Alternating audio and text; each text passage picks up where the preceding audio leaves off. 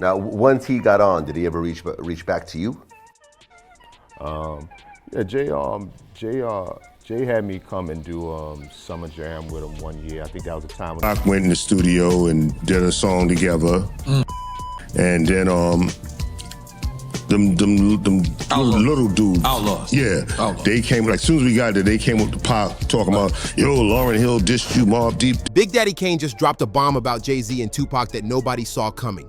And trust me, this flips the whole story we've been fed for decades. Everybody knows Kane was the one who opened the door for Jay-Z, putting him on stage and giving him his first real shine. That's facts, no debate. Jay used to rock Kane's shows, spitting freestyles in his crew cypher while Kane was switching outfits. But once Jay blew up, Kane's name mysteriously started vanishing from the story.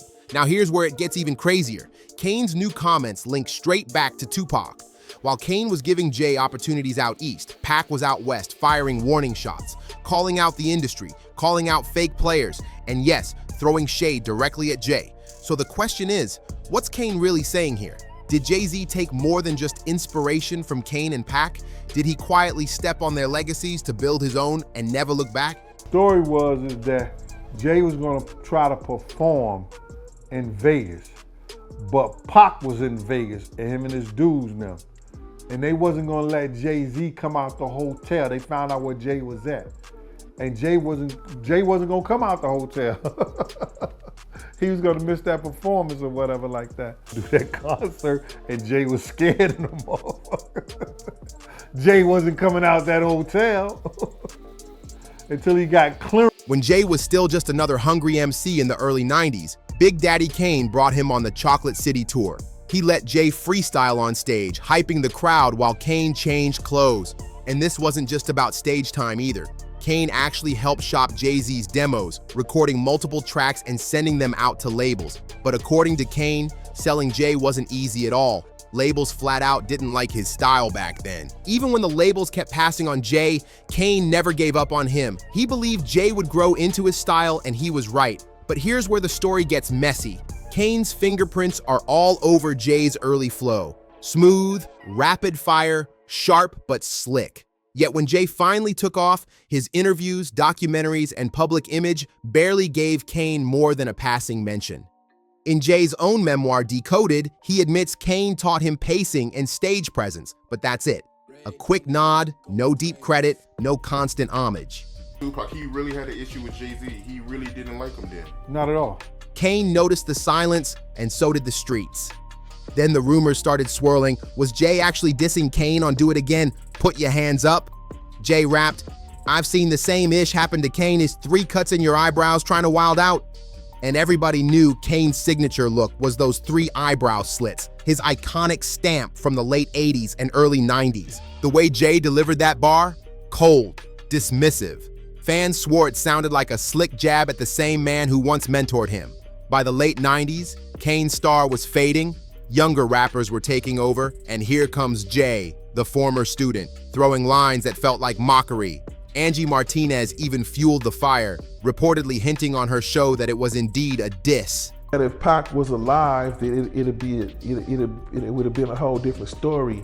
And as much money as Jay-Z has, he still hasn't accomplished what Tupac accomplished before he was at 25 years old. Kane, being the professional he is, later brushed it off in public. But by then, the whispers were loud. The student might have turned his teacher into a punchline. And then comes the jealousy angle. Jay himself admitted he studied Kane backstage, watching his every move. But once Jay reinvented himself as the slick gangster hustler, Kane quietly stepped back to let him breathe and find his own lane. Now, years later, Kane is left wondering, did Jay push him out of the picture on purpose? But Kane wasn't the only one noticing this shift. While Kane faded to the background, Tupac was stepping up, and he was already calling out the exact same industry tricks Kane now hints at. Pac saw the culture turning, from artists with real depth and style into a wave of rappers chasing nothing but money, image, and power. And one of the names creeping into that conversation was Jay-Z. Hold up. Tupac is a lyricist. See what I'm saying? It's just that he's not one of those lyrical MCs that spit stuff, but his stuff is, he spit deep lyrics that touch your soul. Rumors back then painted Jay as secretly threatened by Pac. Deep down, Jay knew he couldn't match Pac's natural fire. Jay had wordplay for days, but Pac had that raw presence, that energy you can't buy, the kind that makes whole crowds freeze when he walks in, and it didn't stop at whispers. Things boiled over into real tension. Right before Pac's loss, Jay and Pac actually had beef. It sparked when Jay linked up with Biggie, and the two Bed-Stuy legends started tossing shots at the West.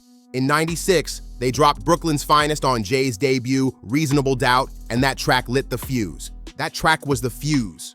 Irv Gotti, who was tight with Jay at the time, later admitted he begged Jay not to put Biggie on Brooklyn's Finest. The East versus West beef was already spiraling out of control, and Irv knew one wrong move could blow everything sky high. Jay-Z, I heard that no one really wanted to sign him when you were shopping him around the record labels. Is that true? Yeah. This was, I want to say, I don't know, 90, 91 maybe.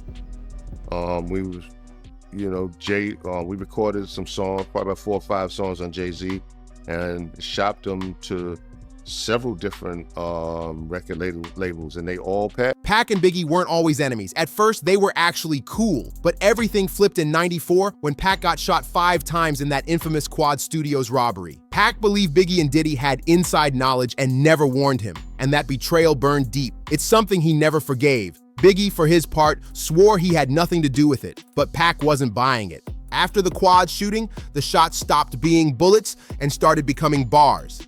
Pac and Biggie went public with their beef, trading insults and subliminals that the world couldn't ignore. Around the same time, Biggie dropped Who Shot Ya?, a track Pac took as a straight taunt. And right on the edge of that boiling point, Jay-Z jumped in with Brooklyn's Finest. Actually having a record deal through a production deal with someone else and recording, and then the next thing you know, someone else on the label blew up. Irv told him to chill, to hold back, but Jay went full steam ahead. The track dropped, and it only poured gasoline on the fire. Because on that record, Biggie took it there, throwing lines at Pac, calling him his son, and stirring up those explosive rumors about Pac and Faith Evans. Pac was furious. That Brooklyn's Finest record made him feel like Jay-Z had officially chosen a side, and it wasn't his. Pac already had smoke with Biggie, but now Jay was standing shoulder to shoulder with him, and that was enough to put Jay directly in Pac's crosshairs. Pac wasted no time firing back. On Hit 'Em Up, his most vicious diss track ever, Pac didn't just go after Biggie. He sent stray shots at the whole East Coast rap scene, and Jay-Z was right there on the list of targets. Pac was painting Jay as just another slick hustler trying to rise by riding Biggie's wave, and fans could feel it. There was real tension in the air. Behind the scenes, rumors spread that Pac felt Jay was a copycat. You gotta go back to Brooklyn's Finest. I was dead set against it. I was telling Jay, don't do it, don't do it, don't do it. And he was like, why? And I was just like, he's too strong. I said, but before we take over the world, we gotta take over the West Coast. Before we take over the West Coast, we gotta take over the East Coast. Before we take over the East Coast, we gotta take over New York. Before we take over New York, you gotta take over Brooklyn. And he owns all that. And I was like, this is not a whack. So I was just like, I was in fear that I was like, yo, you may come off like this little man. You understand? Taking bits of Kane's style, borrowing Biggie's shine, and then acting like he was the king of New York. Pac saw through it, or at least that's how he told it. And Jay, he stayed mostly quiet, letting his music talk while the storm grew around him. But here's the twist. Some insiders claim Pac was planning to air out Jay-Z directly in a future track before his loss in '96. The diss was supposedly recorded but never released, sitting in vaults that may never see daylight. Imagine how different the narrative would have been if Pac had lived long enough to drag Jay into the battle publicly. Pac was more upset that that word was getting back to him, that the people that did do this to him was affiliated one way or another with Biggie and whether they was extorting him or word got back that they was going to do this to Pac. So this is one of the reasons that Pac was upset. Pac wasn't letting up. He started bombing on Jay directly. Tracks like Bomb First, My Second Reply, and Friends had Jay's name tied up in the smoke, and fans were waiting for the clapback. Everyone expected Jay to drop a savage diss record, but he never did. At least not publicly. Here's the twist. Jay secretly wrote a response called Scathing. Insiders say it was vicious, a brutal diss aimed straight at Pac. But Jay never dropped it while Pac was alive, supposedly because he didn't want to escalate things further. Most people don't even know it exists. Yet after Pac's loss, Jay shocked the culture by performing scathing live at the Apollo. According to DJ Clark Kent, the record was beyond disrespectful, straight venom. Jay only performed it because he felt like he had something to prove, like he'd been carrying Pac's shadow on his back and finally snapped. But why would Jay unleash that track after Pac was already gone? That move made a lot of people question his motives. Some say Jay felt a weird sense of relief once Pac died, that he no longer had to compete with a legend who completely outshined him. And the rumors get darker. And then what Big did, which I was like, that's why Pac was on Jay, because of Brooklyn's finest. If they have twins, you probably have two Pacs. Get it? Two Pacs. And Jay's on the record with him. So now he's like, you, ain't no like me, Jay-Z. Then he start bombing on. Diddy's ex-bodyguard, Gene Deal, even claimed Jay was terrified of Pac. He said Jay once refused to leave his hotel in Vegas for a show just because Pac and his crew were in town. Imagine that. Hip-hop's so-called hustler king, too scared to step outside while Pac was running the city. Plenty of fans call Jay-Z sneaky for never firing a direct diss at Pac while he was alive. But make no mistake, Jay and his East Coast circle were throwing subliminals left and right, hoping Pac would snap back because they knew his temper was explosive. Rappers who were there say it plain. Jay was jealous of Pac's magnetism. No matter how slick Jay's rhymes were, he couldn't touch Pac's natural aura. Even Nas exposed this years later. In a Vibe interview, Nas said he was chilling with Jay when Jay suddenly claimed he was better than Biggie. Nas thought he was wild for even saying that, but then Jay doubled down, calling Pac and DMX not lyricists. Nas fired back, saying Pac was the greatest of all time, period. That conversation still has fans looking at Jay sideways. And that's not the only reason people label Jay a snake. Look at his ties to Diddy. Even after rumors connected Diddy to Pac's loss, Jay stayed right by his side. When Pac and Biggie were gone, Diddy crowned Jay as the one who carried their torch, boosting Jay's image right when the throne was wide open, and Jay played along. But here's the kicker. When Cassie dropped that 2023 lawsuit and all of Diddy's dirt started spilling, Jay suddenly flipped the script. Out of nowhere, he claimed he and Diddy weren't even friends like that. It's funny because before he performed the record, he was like, yo, no disrespect to the dead, but you just can't say whatever to me. Oh, so he actually performed it after Pac passed? Yeah. Yeah, we was at the Apollo. It was, I will say this, if you can find anybody who was at that show and the Apollo was packed, they will tell you that it was absolutely crazy, the things he was saying. I was like, Lord Jesus. Like when you know when you hear something, it's one thing, but then when you hear it performed, it's like, jeez.